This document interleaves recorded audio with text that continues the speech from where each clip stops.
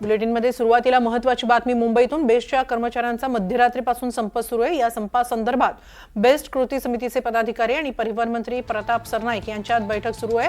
महाराष्ट्र राज्य मार्ग परिवहन महामंडळाच्या मुख्यालयात ही चर्चा सुरू आहे। बेस्टचा संप मागे घेण्यासंदर्भात परिवहन मंत्र्यांकडून शिष्टाई केली जाते, तर आपल्या मागण्या जोपर्यंत मान्य होत नाहीत तोपर्यंत बेस्टचा संप सुरूच राहील अशी भूमिका कृती समितीने घेतली आहे। त्यामुळे या बैठकीत काही तोडगा निघतोय का हे पाहणं महत्त्वाचं ठरणार आहे। याबाबत अधिक माहिती घेऊया आमचे प्रतिनिधी ऋतिक गणकवार यांच्याकडून। ऋतिक, काय अधिक माहिती या बैठकीबाबत?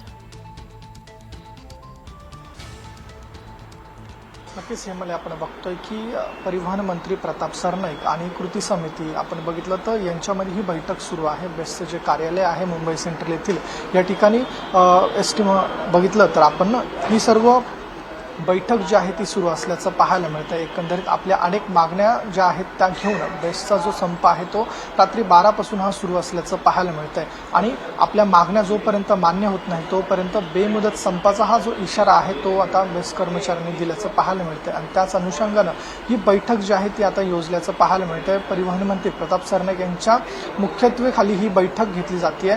ज्या बेस्टच्या सर्व मागण्या आहेत त्या सर्व त्यांच्यासमोर मांडल्या जातील आणि किती मागण्या या बैठकीमध्ये मान्य होत आहेत आणि परिवहन मंत्र्यांना या बैठकीमध्ये शिष्टाई आपल्याला बघितलं त्यांची मान्य होते का हे पाहणं महत्त्वाचं ठरेल। मात्र एकंदरीत रात्री 12 वाजेपासून आपण बघितलं तर हा बेस्टचा संप आहे आणि नुसताच बेस्टचं परिवहनच नव्हे तर विद्युत पुरवठा करणारी जी सर्व कर्मचारी आहेत ते देखील संपावरती आहेत। त्यामुळे सर्व मिळून या ठिकाणी 3:30 वाजता ही बैठक जी आहे ती सुरू झाल्याचं पाहायला मिळतंय। बैठकीनंतर प्रताप सरनाईक पत्रकार परिषद देखील घेणार आहे, तर त्या पत्रकार परिषदेमध्ये हा बेस्टचा संप माघार होईल का याची घोषणा होईल का हे पाहणं महत्त्वाचं ठरेल। हे मला धन्यवाद ऋतिक, आपण दिलेल्या या सविस्तर माहितीबद्दल। बैठकीत नेमका काय तोडगा निघतो याकडे लक्ष असणारच आहे।